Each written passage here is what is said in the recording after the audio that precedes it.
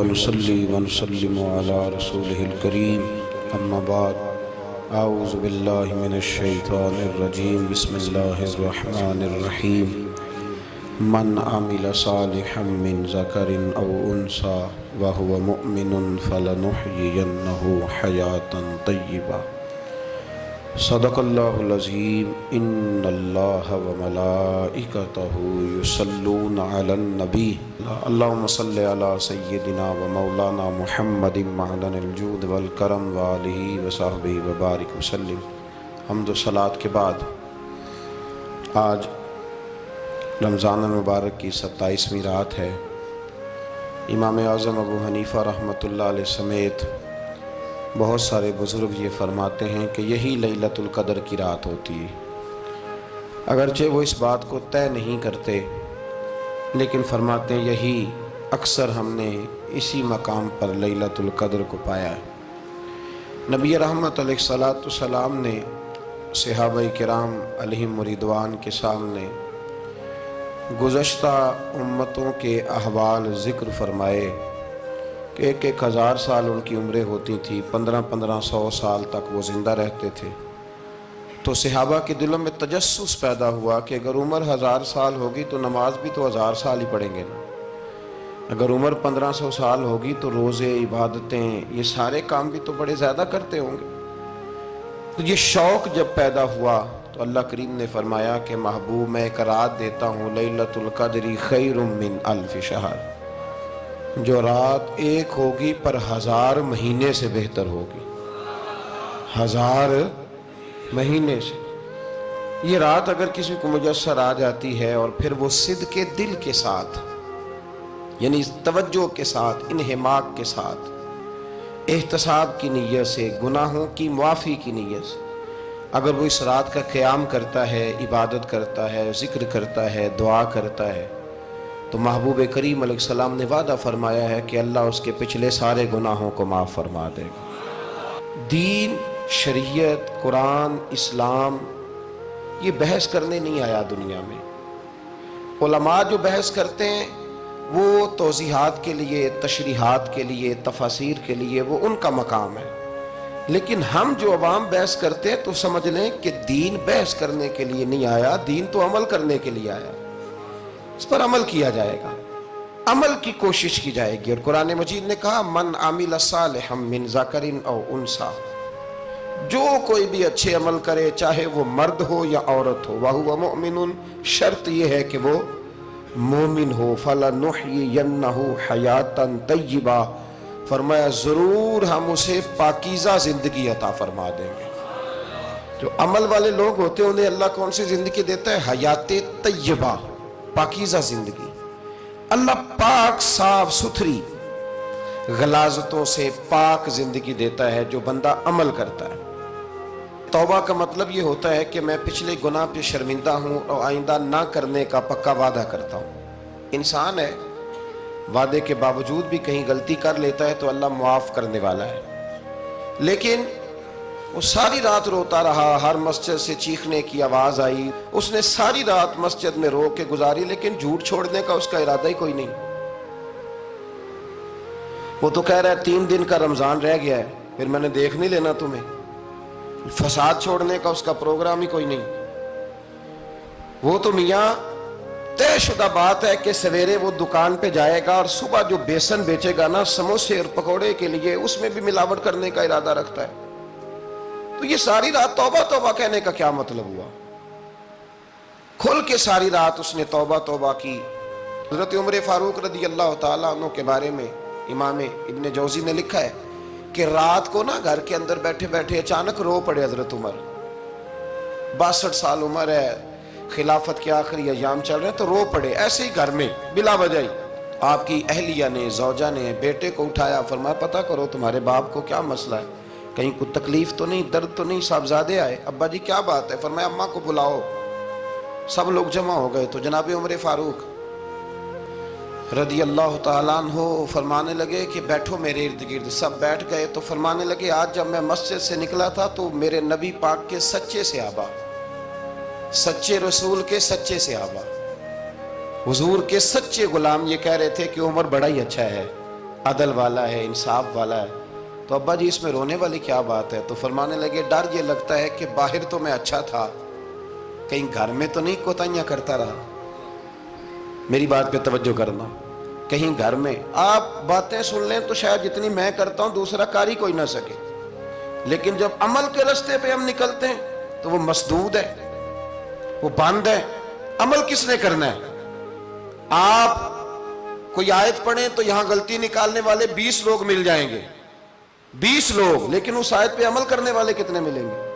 تو حضرت عمر فاروق رو رہے تھے، کہنے لگے کہیں تمہارے حقوق تو نہیں پامال کرتا رہا۔ تو آپ کی اہلیہ نے جب سنا تو وہ کہنے لگی عمر مجھے تو بڑا پرانا شکوہ ہے، آپ کا جاہ و جلال اتنا تھا میں بات نہیں کر سکی۔ عمر تم نے سارا دن مسجد میں گزار دیا اور ساری رات نقاب اوڑھ کے مدینے کی گلیوں میں گزار دی، میں تو زندگی کی کوئی خوشی دیکھ ہی نہیں سکی۔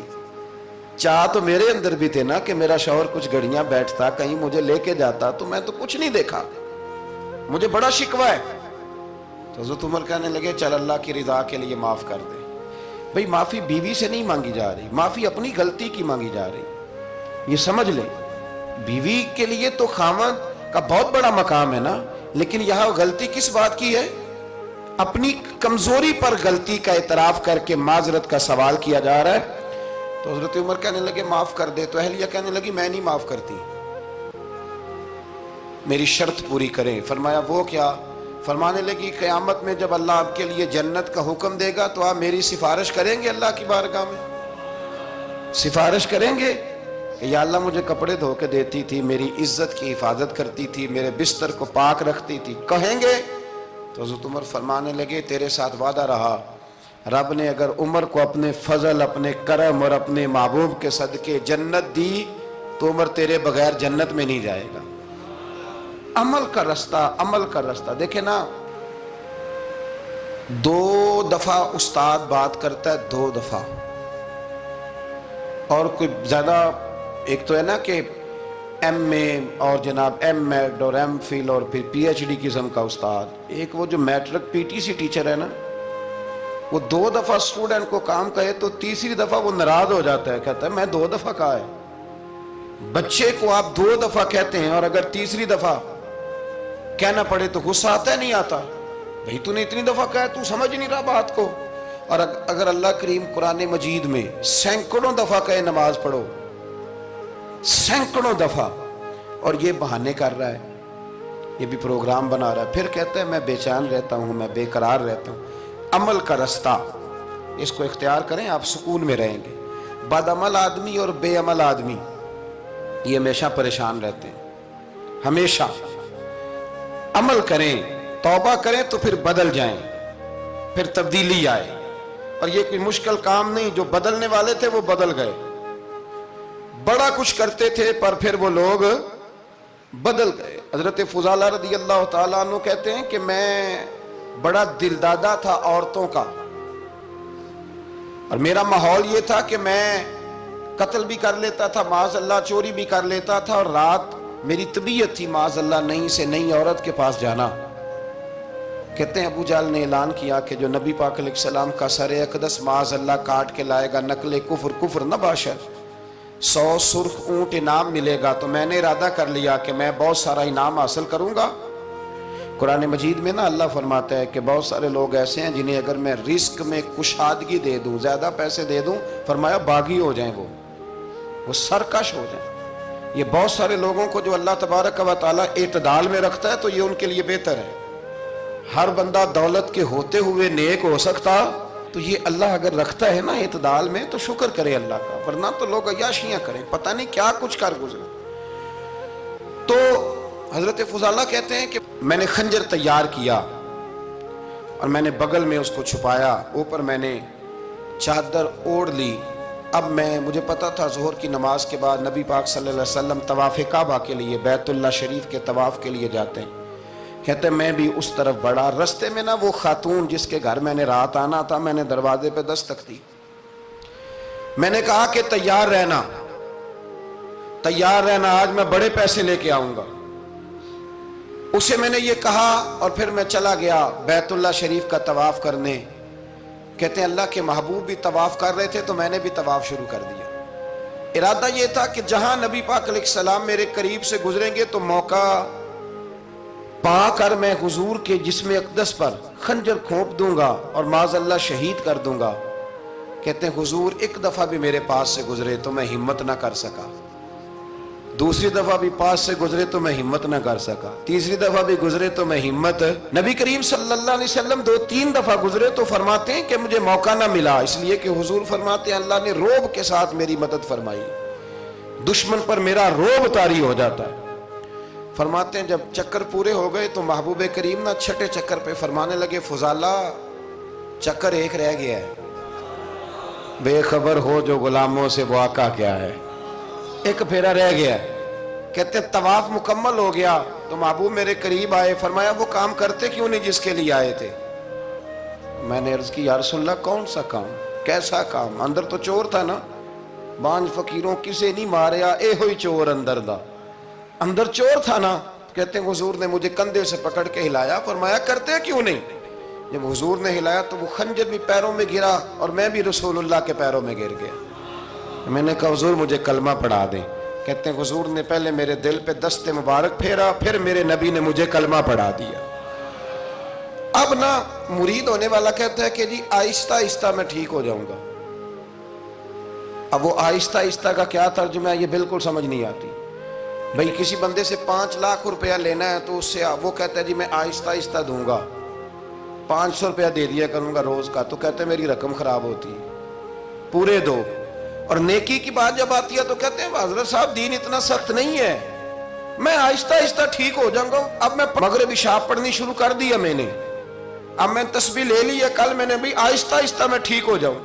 یعنی رقم لینی ہو تو وہ آہستہ آہستہ قبول نہیں ہے، لیکن اور مکان کی رجسٹری اگر کرانی ہو تو مالک مکان کہے گے آہستہ آہستہ کرا لو، کہتے ہیں پیسے پورے دیے، سویرے چل اور بیان دے۔ یہ کیا بات ہوئی؟ یہاں یہ جو ہمارا ماحول تھا نا کر لیں گے ہو جائے گا، یقین کریں لوگ قبروں میں چلے گئے ہیں پر مسجدوں میں نہیں آئے، ہر کام سے لوگ ریٹائر ہوئے پر گناہوں سے ریٹائر نہیں ہوئے، آخر تک تباہی اتر گئی لیکن لوگ بدلنے کو تیار نہ ہوئے۔ حضرت فضالہ کہتے ہیں ابھی میں نے کلمہ پڑھا، ابھی میں واپس آیا، رستے میں وہ بی بی کھڑی تھی، کہتے ہیں میں وہ شخص تھا کہ عورتیں مرتی تھی میرے اوپر اور کسی کی جرت تھی کہ وہ آئیں بائیں شائیں کرے، لیکن فرماتے ہیں میں بی بی کے پاس سے گزر گیا، پہلے تو اس کا خیال تھا رکے گا، لیکن جب میں رکا نہ تو دروازے پہ آئی، اور جب میں گزر گیا تو اس نے آواز دی، لیکن میں نے سنی انسنی کر دی، جب آگے بڑھا تو میرے پیچھے دوڑی۔ فرماتے ہیں مجھے پکڑ کے کہنے لگی فضالہ تجھے کیا ہوا، تو وہی نہیں جو یہاں سے گیا تھا؟ آپ فرماتے ہیں میں کبھی نہیں رویا تھا، میں کبھی نہیں رویا تھا، اور جب کہا نا تو وہی نہیں، کہتے میں نے سر اٹھایا تو میری آنکھوں میں آنسو تھے، میں نے کہا میں جو گیا تھا وہ نہیں ہوں، اب تو میں محمد عربی کا غلام بن گیا۔